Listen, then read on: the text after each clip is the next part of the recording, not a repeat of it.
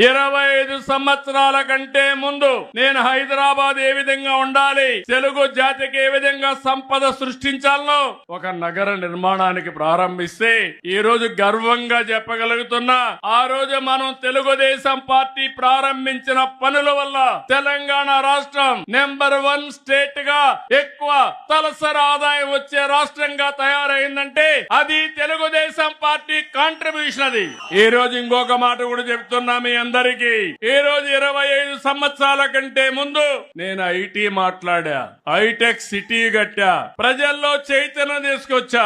అప్పుడు నన్ను నమ్మలేదు గాని ఈ రోజు మీరు చూస్తే మీ ఊర్లో ఎంత మంది ప్రపంచంలో వేరే దేశాల్లో ఉన్నారో చూస్తే దానికి దోహదం చేసిన పార్టీ తెలుగుదేశం పార్టీ. అది సాధించిన జెండా తెలుగుదేశం పార్టీ జెండా.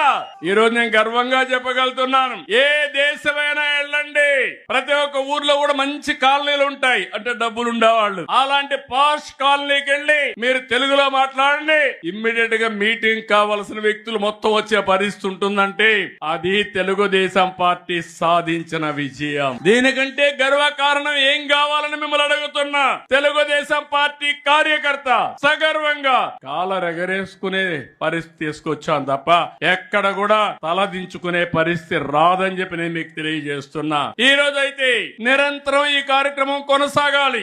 ఎవరైతే ఆలోచించడం ఆపేస్తారో లేకపోతే తెలుసుకోవడం ఆపేస్తారో వాళ్ళు అక్కడి నుంచి పతనం అవుతా ఉంటారు, వ్యక్తులు గాని వ్యవస్థలు గాని.